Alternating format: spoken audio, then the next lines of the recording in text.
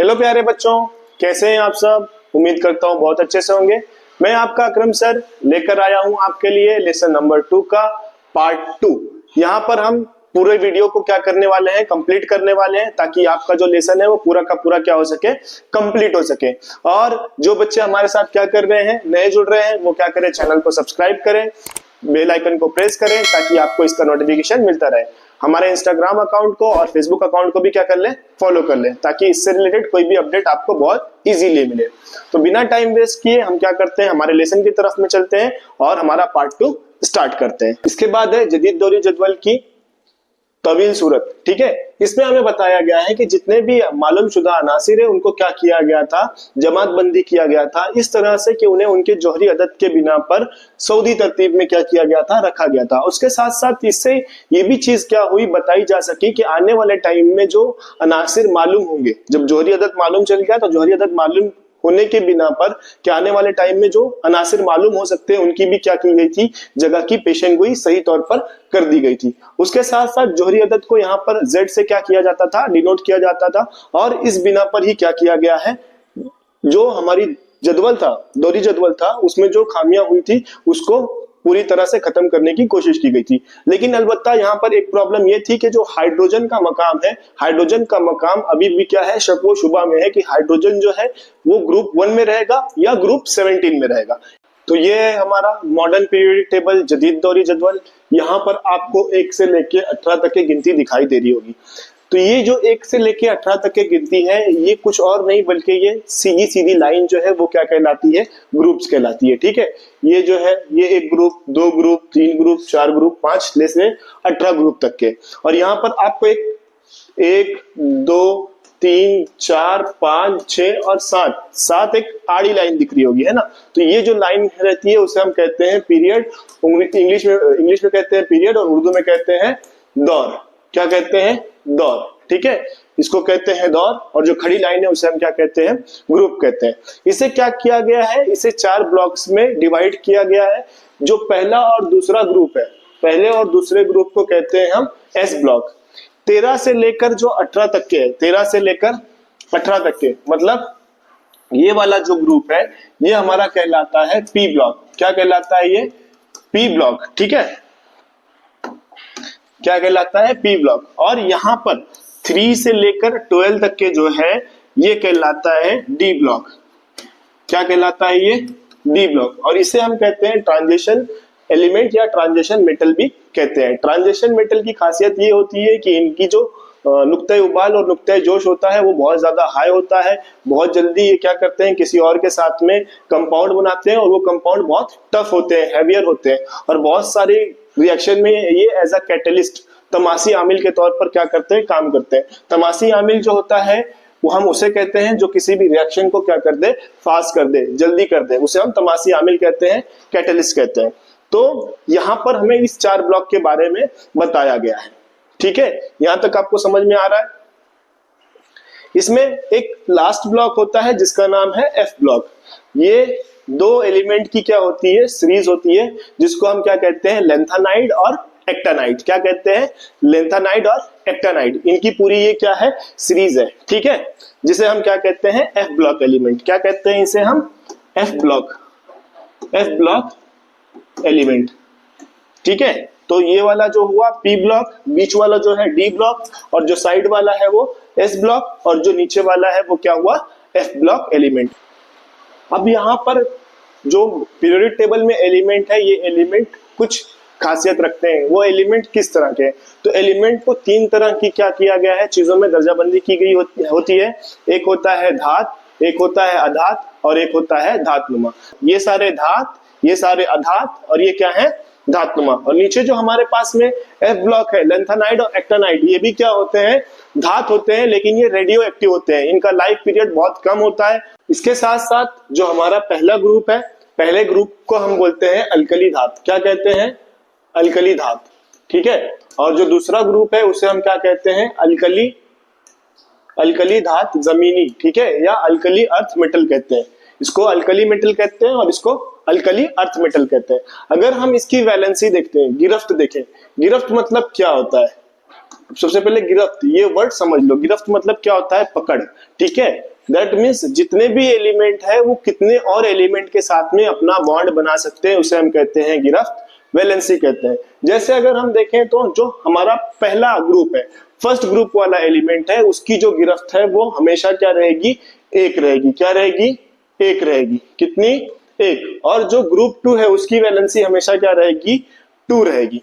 तो इस तरह से इनकी क्या होती है? वैलेंसी होती है। और ये वैलेंसी, ये गिरफ्त क्या करती है? किसी और एलिमेंट के साथ में कितने नंबर ऑफ बॉन्ड बनाएगा, उसके लिए क्या किया जाता है? यूज में लाया जाता है। ठीक है, वैलेंसी बहुत इंपॉर्टेंट चीज है, ये आपको क्या होना चाहिए? याद होना चाहिए। इसका सिंपल मेथड है कि पहला और दूसरा एलिमेंट छोड़ दो, दूसरा और पहला एलिमेंट छोड़ने के बाद तीसरे एलिमेंट से, तीसरा एलिमेंट की वैलेंसी एक, चौथे की दो, फिर उसके बाद पांचवे की तीन, छठे की चार। चार जैसी आया फिर वापस से 3 2 1 0, फिर वापस से 1 2, अगेन 3 4, फिर उसके बाद 3 2 1 0। आर्गन तक के आप इस तरह से बेसिकली आप क्या कर सकते हैं? याद कर सकते हैं। उसके आगे की अलग तरह की खासियत होती है, आप जब हायर क्लास में जाएंगे तो वो चीजों को पढ़ लेंगे। अभी तक के आपको यहां तक के क्या करना है? एटलीस्ट याद रखना है वैलेंसी को। तो ये होती है वैलेंसी। वैलेंसी का मतलब समझ में आया आपको? और इसको निकालने का तरीका भी होता है कि नंबर ऑफ इलेक्ट्रॉन कितना है। आपको क्या पता होना चाहिए? एटॉमिक नंबर पता होना चाहिए। जैसे आपको किसी भी नंबर ऑफ इलेक्ट्रॉन का एटॉमिक नंबर आपको पता है कि इसका एटॉमिक नंबर कितना है। जैसे हम क्या ले रहे हैं यहाँ पर? फास्फोरस ले रहे हैं। फास्फोरस का एटॉमिक नंबर कितना? 15। हमें पता है कि जो इलेक्ट्रॉन होते हैं वो 4 खोल में होते हैं, 4 शेल में होते हैं। के में ज्यादा से ज्यादा 2, एल में ज्यादा से ज्यादा 8, एम में ज्यादा से ज्यादा 18 और एन में ज्यादा से ज्यादा 32 इलेक्ट्रॉन पाए जाते हैं। तो के में 2, एल में 8 मिलाकर कितना हो गया? 10। अब एम में कितना इलेक्ट्रॉन आया इसके पास में? इसमें आया 5। तो याद रखो कि जब भी 4 से बड़ा नंबर आपके पास रहेगा तो उसे क्या कर दो? 8 से माइनस कर दो, आपको वैलेंसी मिल जाएगी। कितनी वैलेंसी आ गई फास्फोरस की? 3। या फिर जो मैंने तरीका आपको बताया उस तरीके से भी क्या कर सकते हैं? इसे याद रख सकते हैं। और इनके एटॉमिक नंबर से हम क्या कर सकते हैं? ये भी पता लगा सकते हैं कि जो ये एलिमेंट है ये कौन से दौर में है। जैसे मैंने फास्फोरस लिया था तो फास्फोरस में के में कितना आ गया? 2 आ गया, एल में 8 आ गया, 10 हो गया, और एम में कितना आ गया? 5 आ गया। तो मैं बता सकता हूं कि ये जो एलिमेंट है ये तीसरे दौर में है। ठीक है, तो इस तरह से जो भी एलिमेंट है वो एलिमेंट को हम क्या कर सकते हैं? बता सकते हैं कि ये दूसरे दौर में है, तीसरे दौर में है या चौथे दौर में है। किस बिना पर, किस बेसिस पर? कि उसके कौन से खोल में जो है इलेक्ट्रॉन, लास्ट इलेक्ट्रॉन आ रहा है। तो जैसे के वाला जो खोल है उसमें हमेशा इलेक्ट्रॉन हमेशा कौन से पीरियड में रहेगा? पहले पीरियड में रहेगा। अगर एल वाले इलेक्ट्रॉन में है तो वो हमेशा क्या रहेगा?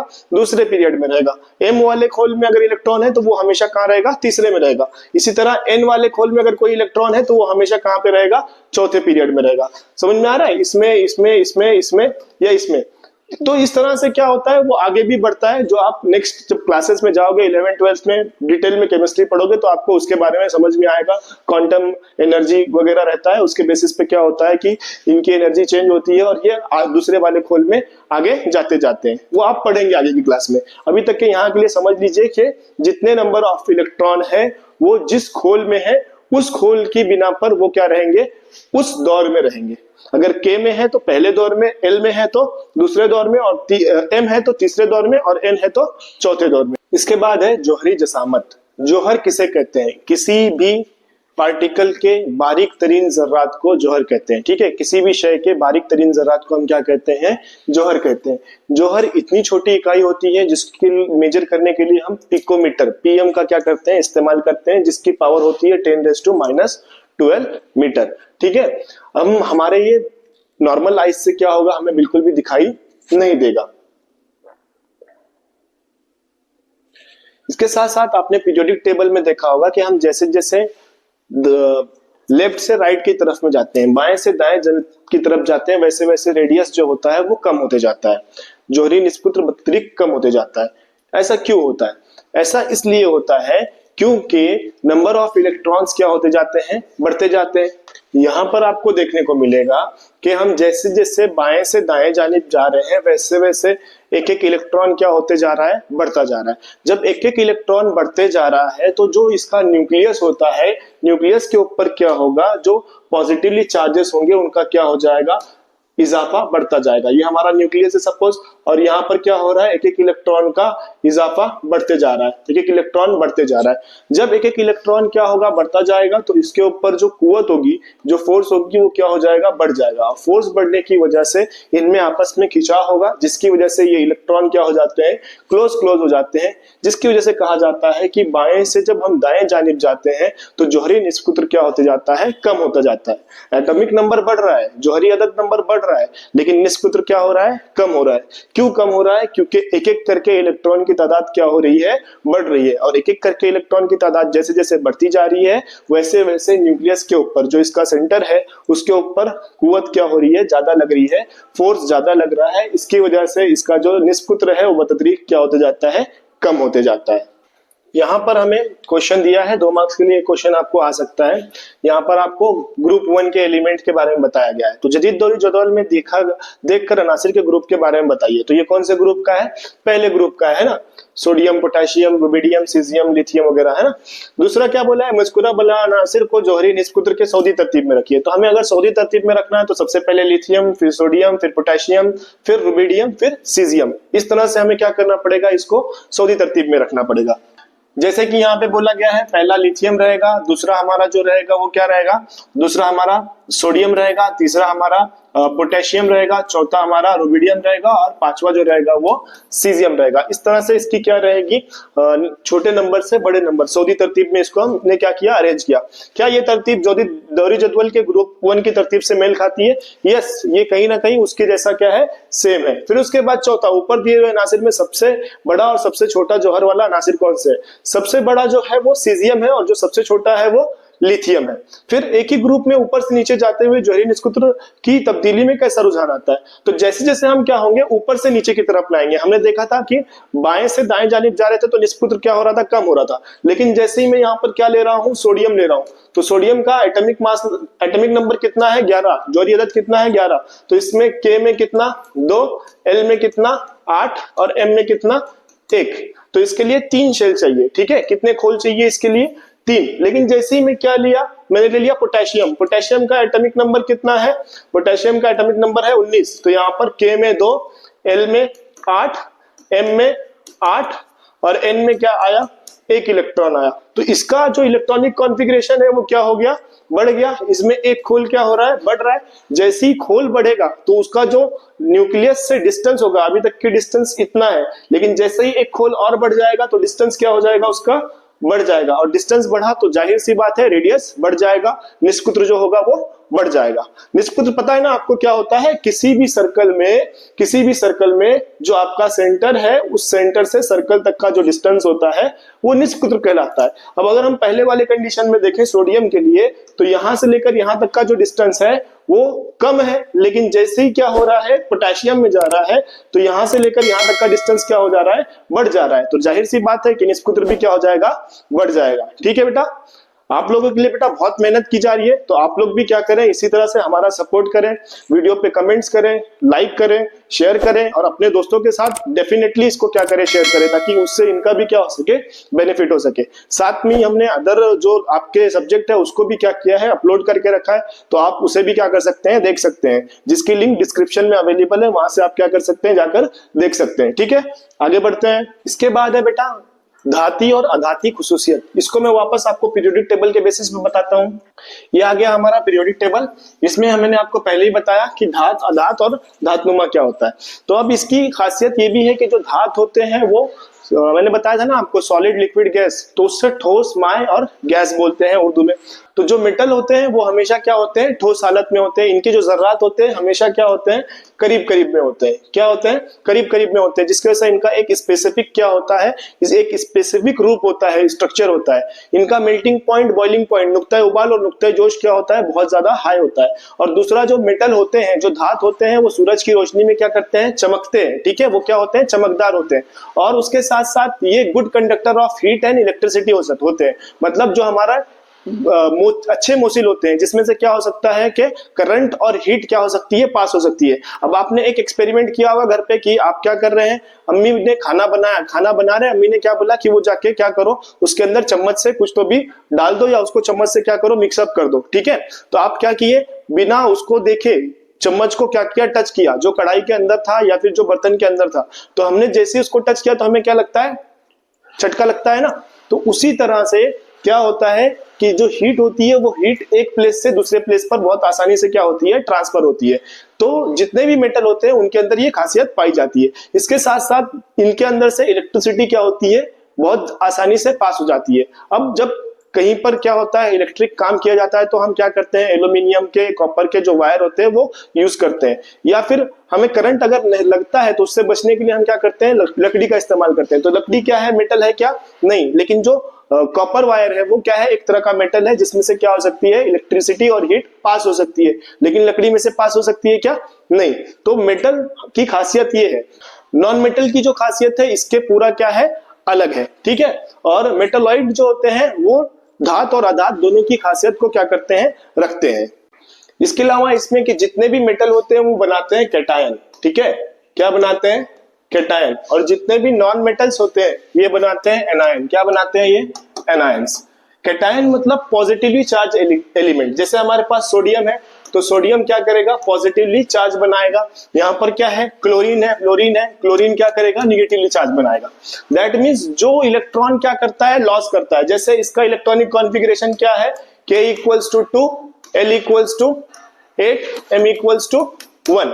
K में 2 इलेक्ट्रॉन, L में 8 इलेक्ट्रॉन और M में 1 इलेक्ट्रॉन है। तो ये अपने आप को किसकी तरह बनाना चाहेगा, ये अपने आप को नियॉन की तरह बनाना चाहेगा, ठीक है, किसकी तरह बनाना चाहेगा, नियॉन की तरह। तो इसके लिए ये क्या करेगा, अपना 1 इलेक्ट्रॉन लॉस कर देगा।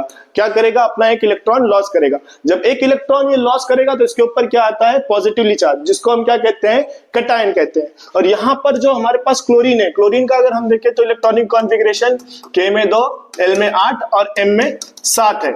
ये किसकी तरह बनना चाहता है, ये आर्गन की तरह बनना चाहता है। किसकी तरह, आर्गन की तरह। इसलिए ये क्या करेगा, 1 इलेक्ट्रॉन लेगा किसी से, और जब 1 इलेक्ट्रॉन क्या करेगा, किसी से लेगा, तो इसके ऊपर क्या आएगा, निगेटिवली चार्ज। क्या आएगा, निगेटिवली चार्ज। तो उसे हम क्या कहते हैं, एनायन कहते हैं, ठीक है।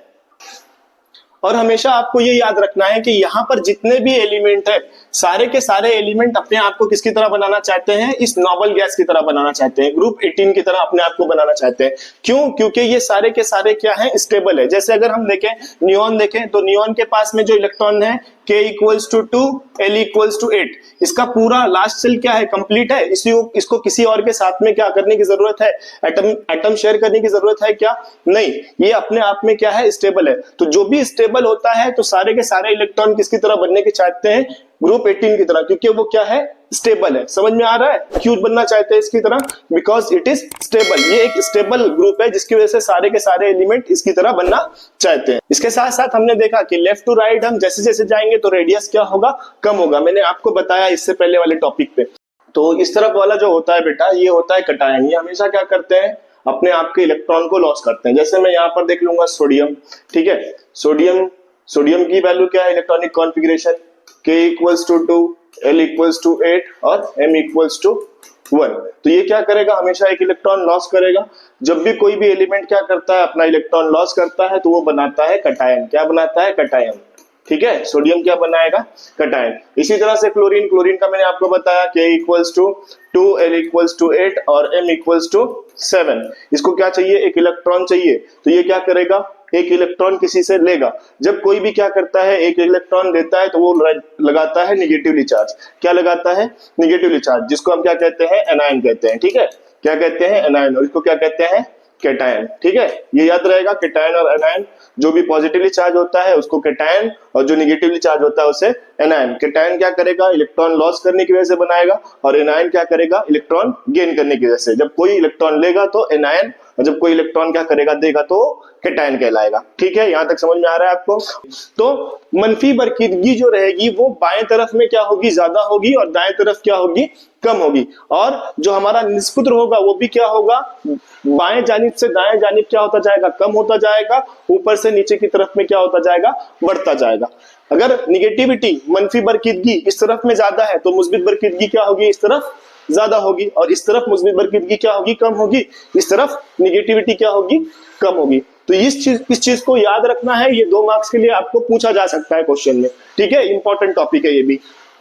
इस चीज के बारे में मैंने अभी आपको बताया इससे पहले कि कैटायन और एनायन बनते हैं, उसके साथ साथ लेफ्ट टू राइट में क्या होता है, टॉप टू बॉटम में क्या होता है, उसको क्या करो अच्छे से याद रख लो। इसके साथ साथ हेलोजन फैमिली जो ग्रुप 17 है उसको क्या किया जाता है, एक्स से डिनोट किया जाता है। किससे डिनोट किया जाता है, एक्स से डिनोट किया जाता है। इसमें क्लोरीन, फ्लोरीन, ब्रोमीन, आयोडीन सारे के सारे जो एलिमेंट है, सारे एलिमेंट को क्या किया जाता है, एक्स से डिनोट किया जाता है। जब आप आगे की क्लासेस में केमिस्ट्री वगैरह पढ़ेंगे तो वहां पर आपको ये बहुत ज्यादा क्या आएगा, काम में आएगा। बस अभी आपको इतना याद रखना है कि जो एक्स जो हेलोजन फैमिली है, जो ग्रुप 17 है, उसे हम क्या कहते हैं, हेलोजन फैमिली कहते हैं। और उसको डिनोट किससे किया जाता है, X2 के सालमी जाब्ते से डिनोट किया जाता है। ठीक है, इतना याद रखना।